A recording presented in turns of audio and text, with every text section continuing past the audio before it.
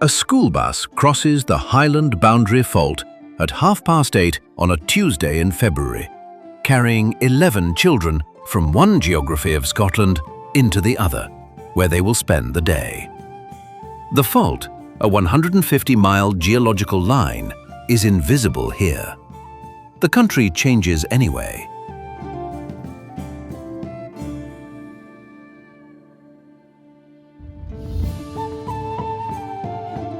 In a tenement on the south side of Glasgow, a woman stands at her kitchen window with a cup of tea. The sandstone building has been here since 1893.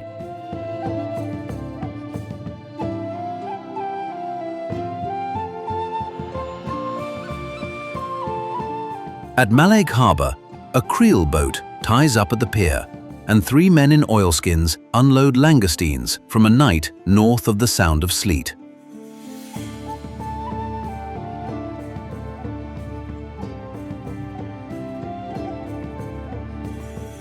This is Scotland, not the postcard country of bagpipes and tartan, the working country, the one that lost most of its highlands in a single century and is still trying to get them back.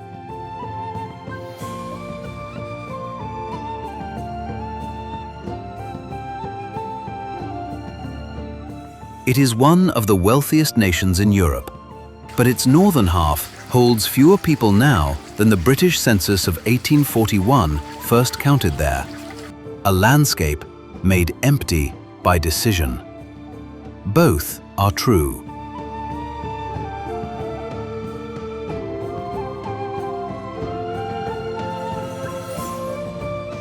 What follows is what daily life looks like in a country still in argument with itself about who its hills belong to.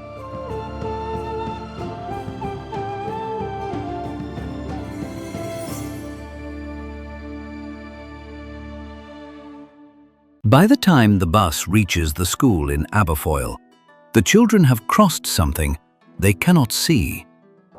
The Highland Boundary Fault is a tectonic seam formed roughly 400 million years ago when 2 ancient continental plates pressed together and held. Above it sit the Trossachs, the Cairngorms, the Plateau of Caithness, the Outer Hebrides, all on rock made before the British Isles existed as a place. South of it sit the central lowlands, the borders, the farmland of Fife. North of the fault is the Gaeltacht, the Gaelic-speaking heartland by tradition. South is the lowland Scots country.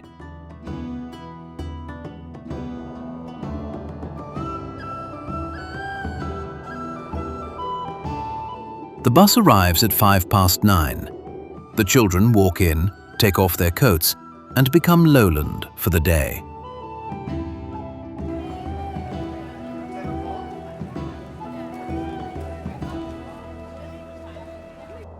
Two hours south, the old town of Edinburgh runs along a single mile of stone, from the castle on its volcanic plug at the western end to Holyrood Palace at the foot of Arthur's Seat in the east. The closes between the tenements, narrow alleys named for medieval guilds and trades, number more than 100. The new town, north of Princes Street, was laid out in 1767 to a competition design by James Craig, a young Edinburgh architect whose father had been a baker. Craig's grid is still the city's grammar.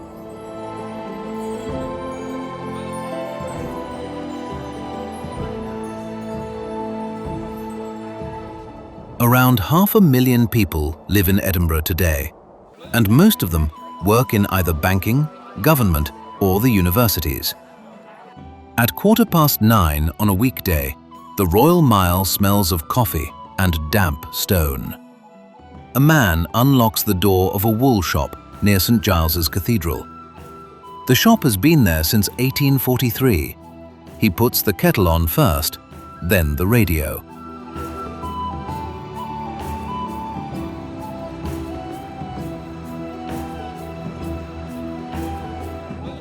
West, 80 kilometers along the M8, Glasgow is a different argument. Most of its dense interior is built from red sandstone, in tenements 4 stories high that went up between roughly 1860 and 1910. The building style was developed by Glasgow architects to fit a single design across an entire street, then a whole district. The rooms inside were modest, the closes shared, the elevations grand. About 635,000 people live in Glasgow proper today, and roughly 1.8 million in the wider conurbation, nearly a third of Scotland's population in one urban region.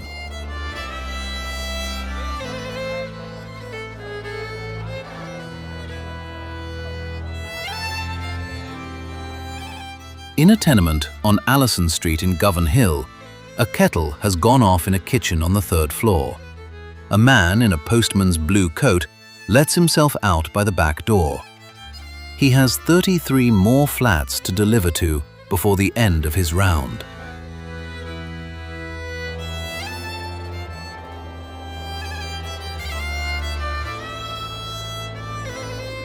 "200 miles northwest of Govan Hill, on a stretch of Atlantic coast where the lowland register no longer applies, the working day is also half done.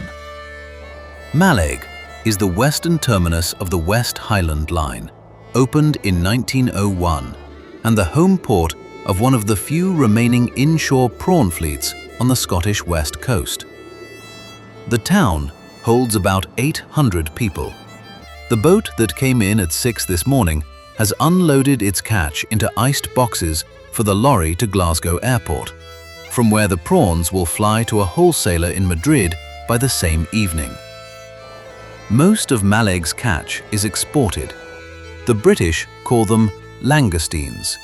The Spaniards call them cigalas. The Italians call them scampi.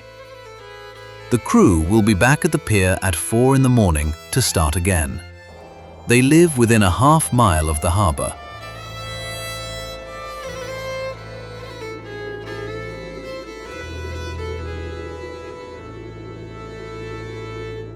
East of the Cairngorms, on the North Sea coast, is the 3rd Scotland. Aberdeen is built almost entirely from a single stone, Rubislaw granite, taken from one quarry in the city's western edge, that was first cut in 1741 and finally closed in 1971. The hole left behind is now over 140 meters deep and fills slowly with rainwater. The stone built the city. Marischal College, often cited as the 2nd largest granite building in the world after the Escorial in Madrid, was finished in its present form in 1906. From a heliport at Dice, on the city's northern edge, helicopters fly oil workers to the rigs of the North Sea.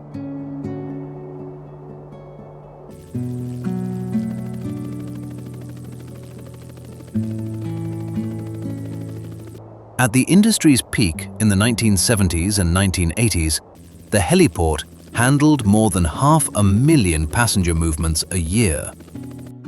The local accent is its own dialect, called the Doric, distinct from the Scots of the Central Belt. A hot pie shop on Castle Street opens at 6 in the morning. Steam rises from the counter. The first pies of the day are wrapped in white paper for the men coming off the night shift.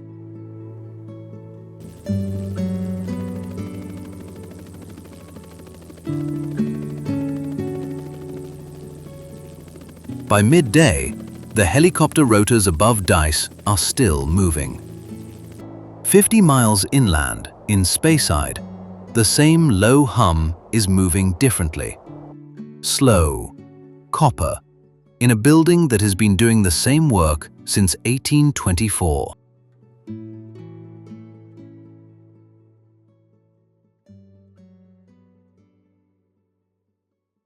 In a still house on the bank of the River Spey, a still man in a long blue coat stands beside the brass spirit safe at 4:30 in the afternoon. The moment the colourless liquid begins to come off the still. The cut he is making, separating the heart of the spirit from the foreshots and the feints, is the same cut George Smith made in this same building in 1824, when he became the first man in the Highlands to take out a legal distilling license under the Excise Act of 1823.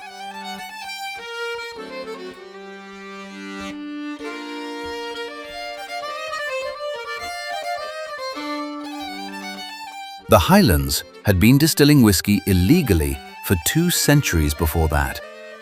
Smith's neighbors, who continued working without license, threatened to burn his distillery down for going legal. He carried 2 pistols, a gift from the Laird of Aberlour, until he died in 1871.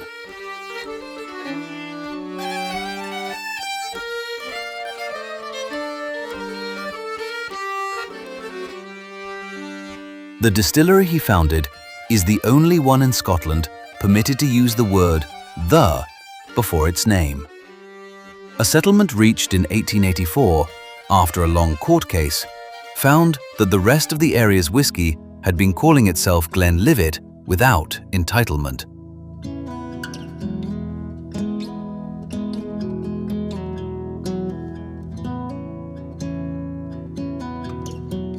The stillman watches the gauge.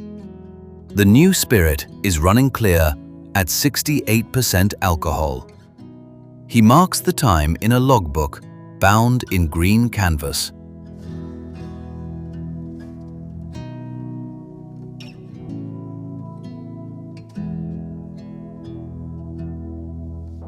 "20 miles down the Spey, in the village of Craigellachie, an oak stave is being charred over a gas flame inside a hooped cask. The cooper holds the cask in place with one boot on a wooden frame and a steel chisel in his right hand. The Speyside cooperage repairs and makes about 150,000 casks a year for the Scotch whisky industry. Each cask begins life as American white oak, ex-bourbon. By long convention of the industry, a cask must hold bourbon for at least 4 years in Kentucky before it can hold whiskey in Scotland. The charring inside the cask determines how the spirit will taste. Coopers call the burn pattern the alligator skin.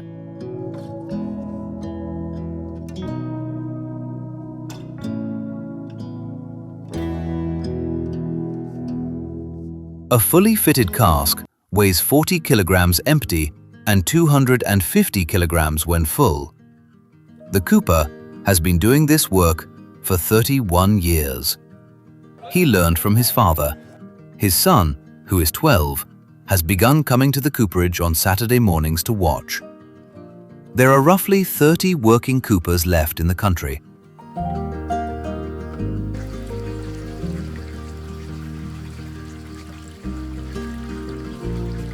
The river the casks will hold runs at this point through a narrow valley of beech and birch, with distillery chimneys at intervals along the bank. There are more than 50 malt whisky distilleries operating in Speyside today, roughly half of all the working Scotch distilleries in the country, in a strath of about 3,000 square kilometers. The Spey is the second fastest river in the United Kingdom, after the Tay. Atlantic salmon run up it from August to October to spawn in the gravel beds where the streams meet the main stem. The water that ends up in those casks for the next 12 to 30 years comes from this river.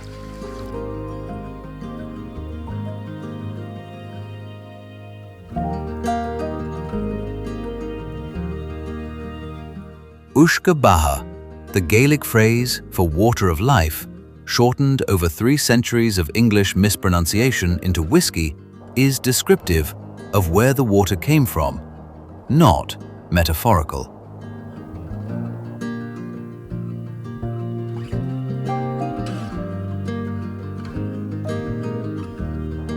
"250 miles southwest of Speyside, on a Hebridean island 25 miles by 15, the same craft is being practiced in a different language. Islay holds about 3,200 inhabitants and 9 working distilleries, a higher concentration of distilleries per person than anywhere else on Earth.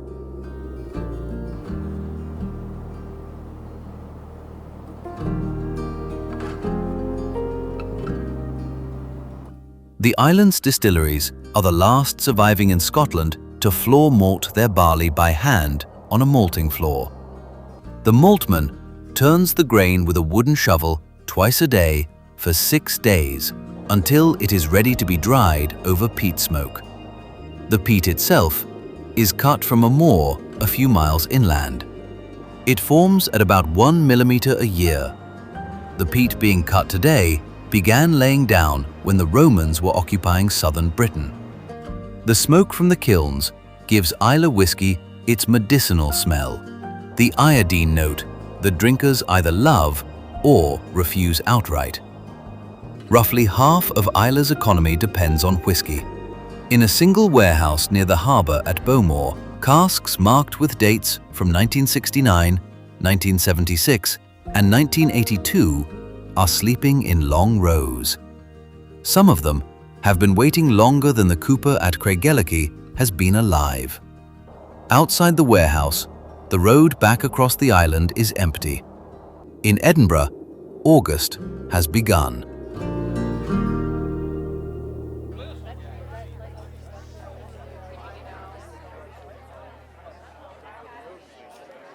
In Edinburgh in early August, the Royal Mile runs at festival speed.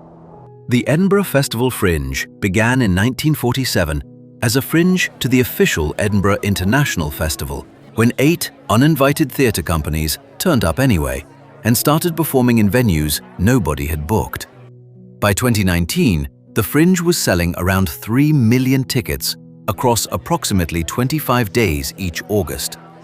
That makes it the largest arts festival in the world by ticket volume. Edinburgh's resident population of about 530,000 effectively doubles for the month. The Royal Mile becomes a single corridor of competing performances. A man in a kilt plays bagpipes outside St. Giles's Cathedral. A juggler works the foot of the Lawn Market. A brass quintet plays on the Mound steps.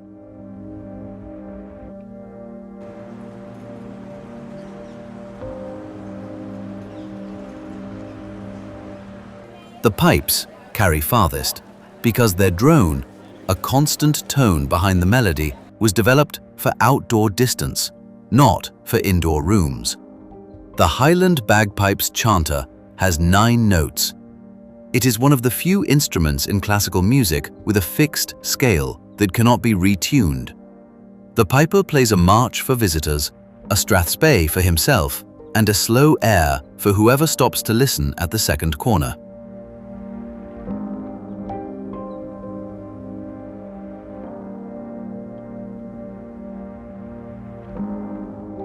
By the second weekend of September, the festival is over and the Royal Mile is a busy street again, and the music has moved north. In the village of Braemar in Aberdeenshire, in a field below the Cairnwell Hills, the Braemar Royal Highland Gathering is taking place, as it has nearly every September since 1832. The British monarch has attended Braemar since 1848, when Queen Victoria first came down from Balmoral. The gathering is one of more than 60 Highland games held across Scotland in summer. The caber, traditionally a Scots pine pole about 6 meters long and weighing roughly 60 kilograms, is tossed not for distance, but for accuracy. A perfect throw lands the caber straight away from the thrower at 12 o'clock. Most cabers do not.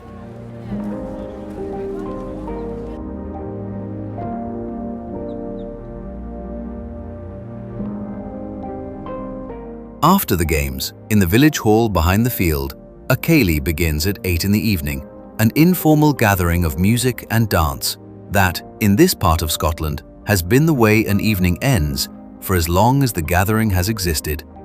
The fiddler calls the dances. The pipes give way to box and drum. By 11, half the village is on the floor.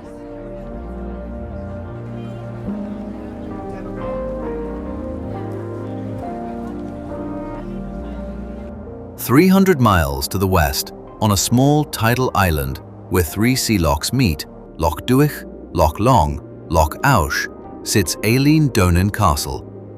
The castle was built in the 13th century, destroyed by Royal Navy gunfire in 1719 during the failed Jacobite Rising, and lay in ruins for nearly 200 years. It was rebuilt between 1919 and 1932 by the McRae family, who have served as constables of the castle since the 14th century, after a clan association inheritance funded the reconstruction. The castle that visitors photograph today is a 1930s reconstruction of a 13th century original. The pibroch, the classical music of the Highland bagpipe, was developed in this part of Scotland during the era when the original Eilean Donan still stood. The form has a particular variant called a lament, often composed in memory of a specific event, a battle, a death, a clan name no longer spoken. The names are remembered by the music. The music has outlived almost everyone in it.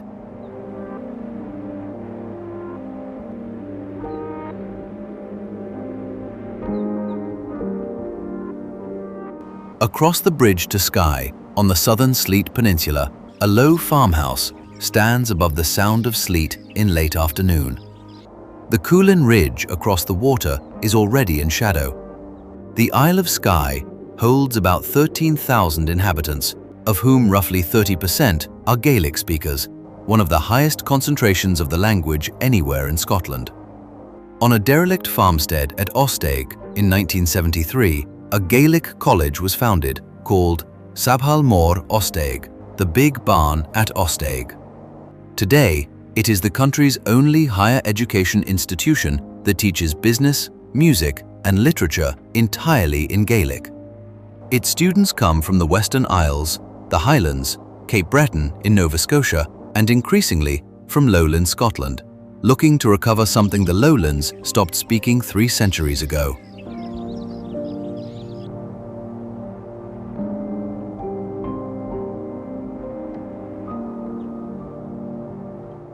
On the headland behind the college, a piper rehearses a slow lament with the pipe's drones reaching across the sound.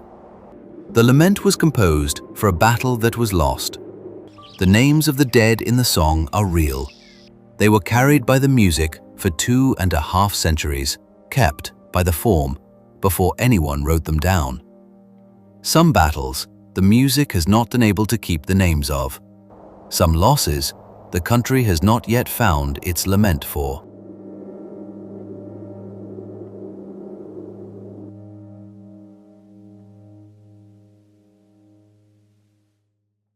The wind in the upper valley of Strathnaver, 250 miles north of Edinburgh, on the far north coast of Sutherland, has been crossing the same empty floor for 2 centuries.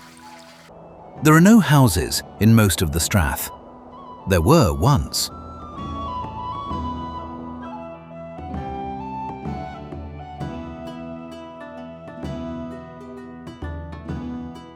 Between 1812 and 1820, the estates of Elizabeth, the Countess of Sutherland, at the time the largest private landholding in the British Isles, just over 1.5 million acres of northern Scotland, were systematically cleared of their tenant population. The factor charged with carrying out the work in the Upper Strath was Patrick Seller, an Edinburgh-trained lawyer in his 30s. Between May and June of 1814, Seller personally supervised the burning of about 90 households across the Strath. Some of the elderly were carried from their cottages on stretchers as the thatch was set alight above them.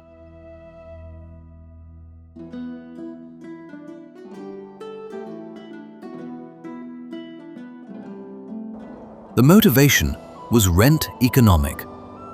A Cheviot sheep on cleared land paid more rent to the estate than the people had. The country had begun in the late 18th century to industrialize wool production for the textile mills of the central lowlands and northern England, and Highland landlords saw the same arithmetic. By 1820, around 15,000 Cheviot sheep grazed where the townships had been. Most of the cleared families crossed the Atlantic to Halifax in Nova Scotia on emigrant ships. Many of them never wrote home. The Gaelic word for what happened, fuadach, translates as eviction, expulsion, the act of being driven out. The Strath today carries about 30 residents to every 100 square kilometers.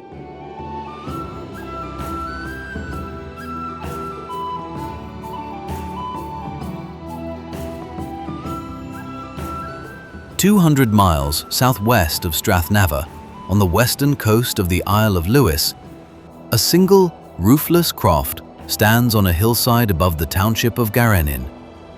The drystone walls still hold. The thatch is long gone.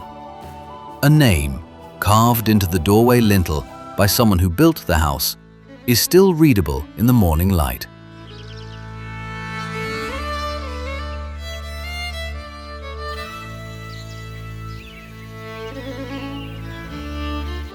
The Black House was the dominant rural dwelling type across the Highlands and Islands from at least the 16th century until the early 20th.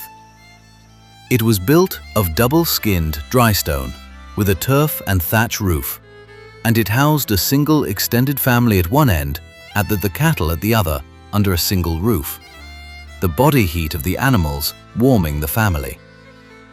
Donald MacLeod, a stonemason from Strathnaver who survived the 1814 clearance there, published his account of what he had seen as a series of letters in the Edinburgh Weekly Chronicle in 1840 and 1841. The letters were later expanded into his book Gloomy Memories, published in 1857 as a rebuttal to a more sympathetic American account of the Sutherland landlords. MacLeod's book was not widely read in his lifetime. John Preble's The Highland Clearances, published in 1963, returned MacLeod's testimony to a general English language readership.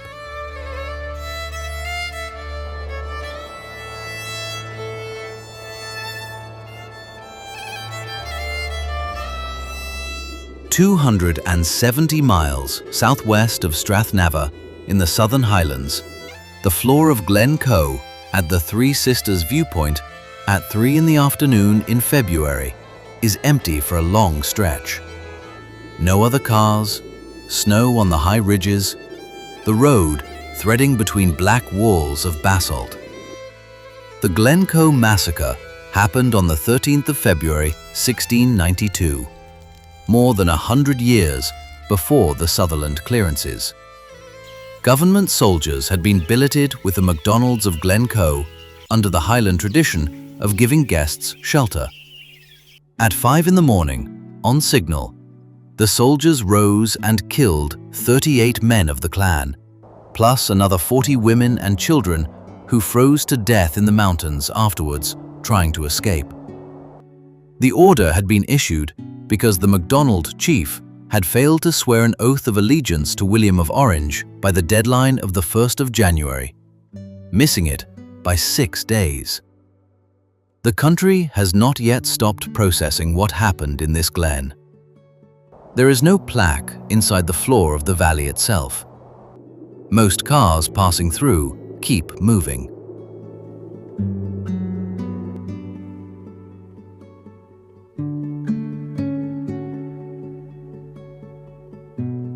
Southeast of Glen Coe, in the Sutherland that Sella emptied, a flock of Cheviot sheep grazes across an empty hillside in late afternoon light. The hillside is green. The foundations of a township are visible in the grass as low rectangles. The Cheviot, a heavy, white-faced lowland breed bred for the border country and brought north for the clearances, has been the dominant sheep on cleared Highland estates for 2 centuries now.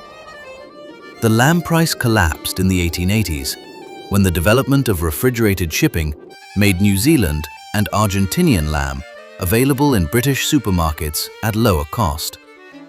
The economics that drove the clearances stopped working within a generation of the people leaving. By 1900, much of the cleared land had moved into deer stalking estates instead. The arithmetic that emptied the country never paid back what was taken from it. The wind crosses the cleared floor and carries on into the next valley. By morning, that same wind is moving through the Caledonian pines on the western edge of the Cairngorms.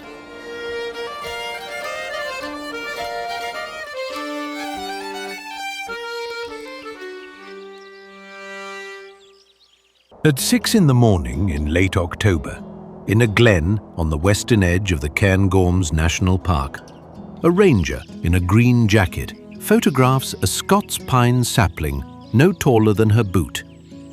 The sapling has been there for 9 months. Frost is on its needles.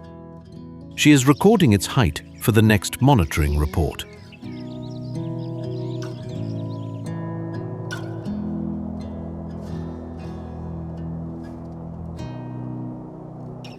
The park itself was designated in 2003 and covers 4,528 square kilometers, the largest national park in the United Kingdom by land area.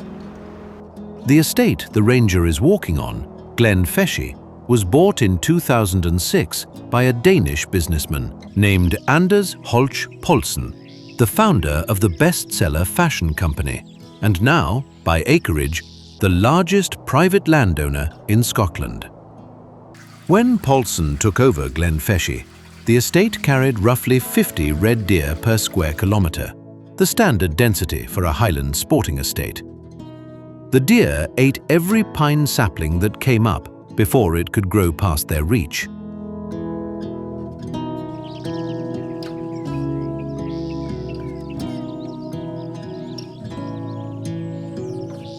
Poulsen's deer cull program has reduced the density to under 5 per square kilometre. With the deer pressure removed, native Scots pine, juniper and birch are regenerating naturally, for the first time on this hillside in over a century. The ranger writes the sapling's height in centimetres: 18.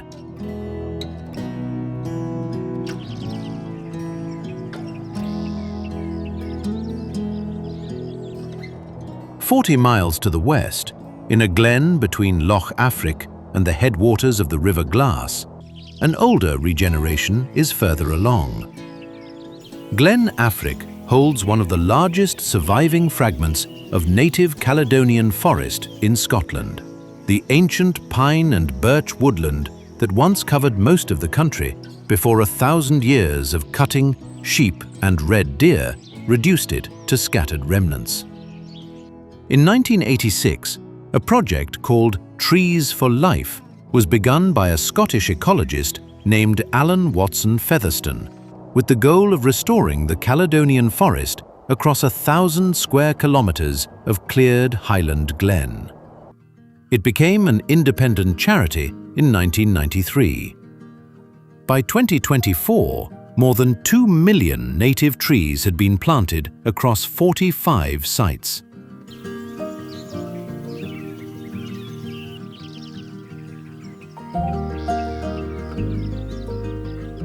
The forest these volunteers and their children will be planting will not reach maturity for another 200 years.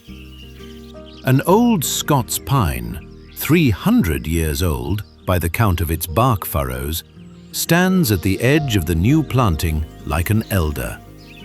Beneath it, a hare moves through the saplings. 10 years ago, no hare lived on this hillside. Today, there is one.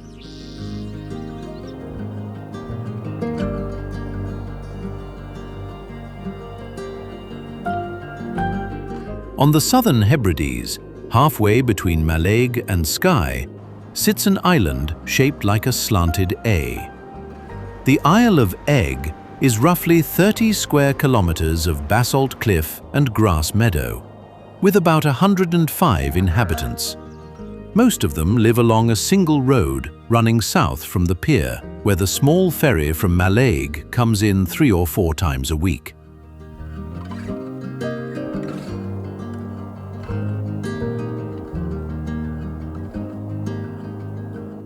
In 1997, after 30 years of conflict with a series of absentee landlords, including one who briefly tried to force the islanders to drive on the right side of the road, the residents of Eigg, together with the Highland Council and a wildlife charity, bought the island themselves for £1.5 million. The community-led purchase, organised through what they called the Eigg Heritage Trust, was the first major buyout of its kind in the modern Highlands. It directly informed the Land Reform Scotland Act 2003, which gave Scottish communities a legal right to bid for the land they live on.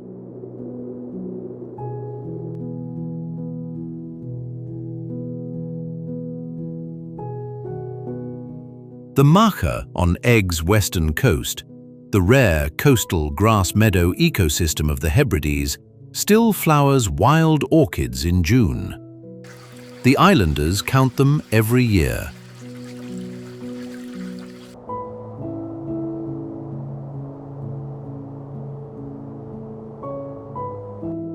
"80 miles east of Aberdeen, the Beatrice offshore wind farm rises out of the Moray Firth. 84 turbines, 588 megawatts, switched on in 2019 to feed roughly 450,000 homes. The same crews who used to fly to oil rigs from the Dice heliport now also fly to wind farm service vessels.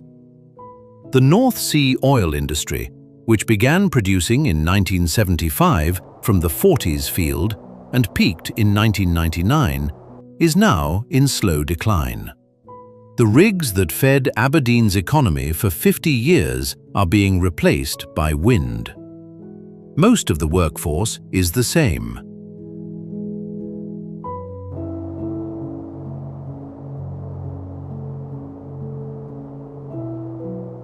By the time the helicopter has reached Beatrice, the ferry from Ullapool is coming into Stornoway Harbour with the day's last passengers. A 40-minute walk from the pier brings them to the town's only secondary school, where Gaelic is taught alongside English from the first year. The same wind that turns the Beatrice turbines moves through the rigging of the fishing boats tied up against the Stornoway pier.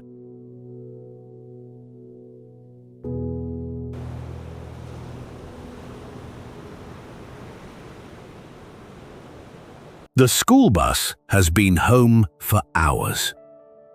The road through the Highland Boundary Fault is empty. At 9 in the evening, a red deer crosses the same line of road at the same place. Not for the first time this year, and not for the last. The hill is not finished moving.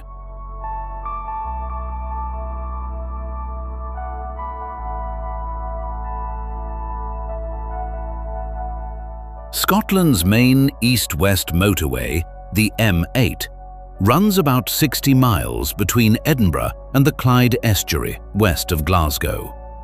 Most of the country's roads are narrower than this.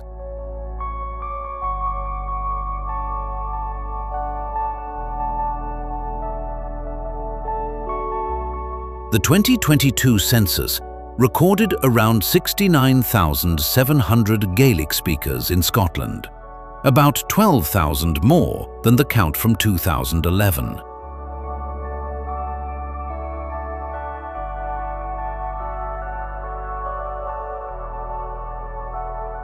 The wind across Strathnaver still passes through the same valleys it did in 1814.